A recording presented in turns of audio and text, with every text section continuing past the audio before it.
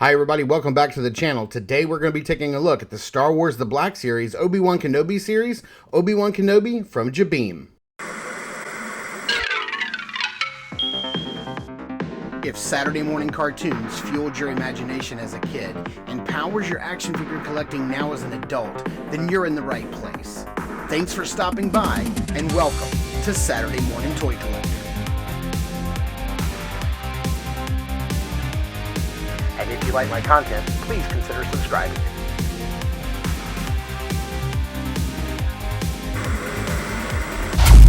Alright, here we have the Star Wars, the Obi-Wan Kenobi Jabiim version of Obi-Wan.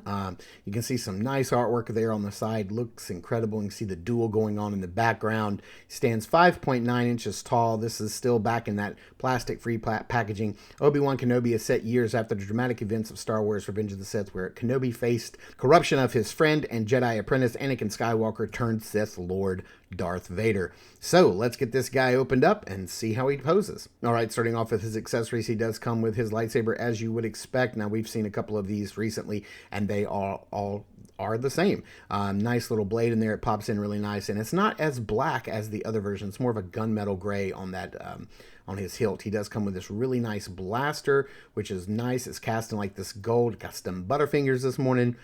It's cast in like this kind of goldish plastic, and it does have a really nice like gunmetal gray handle on the pistol, which looks really nice. Here is Obi-Wan, and I think this is probably my favorite Obi-Wan that has been released from the Obi-Wan series. This is the same head sculpt that we just looked at on the previous Obi-Wan, and I think it looks incredible. It's a little darker, a little more tan. Hair's a little brighter, but it looks great. There's a little post right there on his belt. So that we can put his lightsaber on. So let's pop that on and see what that looks like. Looking nice, looking incredible, and I absolutely love it. This guy looks great. I love the robes here. I love the way that the robes fit over him. Of course, we saw this same robe earlier. I'm pretty sure these legs are reuse from two previous versions of Obi-Wan. But I love how the cloak hangs over his head without wires. Looks really nice. Let's actually get the cloak out of the way so we can take a look at the sculpt. I'm not sure where the reuse parts are here. I think the upper tunic, the arms, the belt, I think it all may be new. The lower tunic, I'm not sure. We're going to have to do some comparisons here, but you can see a little holster here on the back for his pistol. Let's see how that fits in there. See if we can do this on camera with no problem and how that thing is actually going to close up, and see if we can get the strap across there. So let's get this fitted down in there. Sorry, I'm way off camera. And then let's see if we can get the strap to plug in. I think we will have some success. Yep. Works out great. Looks nice. It's tight and compact on his back belt there. It looks really nice. I dig that belt. Nice little paint touches there on the front, which is impressive, and I'm glad that they included that. Obi-Wan can look up that far. He can look down that far. He has some nice like bobble side-to-side rotation there for head articulation. The arms can't quite go all the way out and hit that T-pose. We've seen this pretty much all week long because of the heavy tunics. The arms, I can't even get this arm really to go all the way around. It feels really tight, and I don't want to break it, so I'm just going to leave it be. There's a lot going on underneath there, even though that it's tight. There's a little bit of a butterfly joint, but it's not going to go all the way around.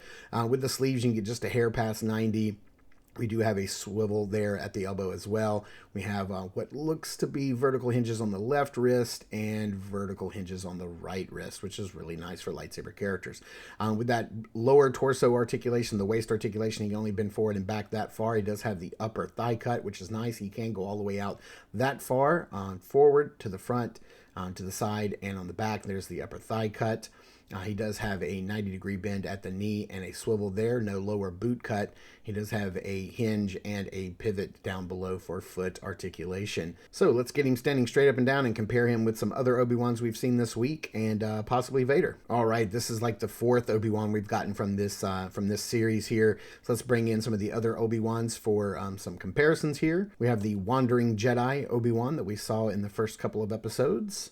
We do have his blue Tibidon Station version of Obi-Wan, which I really like this version. I know it's mostly all reuse from the Wandering Jedi version, but I really like it with the backpack and the cloak that goes around his back. And then, of course, the Obi-Wan that we took a look at a couple days ago, the old Jedi Obi-Wan, looks really great. While the legs are reuse from the first two figures. I want to see how he really compares with this figure here, because I wonder if there's some reuse. But to me, like, the upper tunic looks completely different. The sculpt looks different. The belt is different.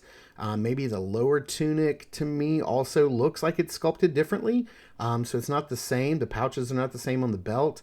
I'm not sure about the arms. They look very, very similar, but I wonder if they are also a little different. No, I think these are reuse arms, and that's fine. I know it's the exact same head sculpt, but as far as like the legs go, these are the same legs that we've got with the first two versions of Obi-Wan. A little bit of kit bash between two versions here, and nice newer parts.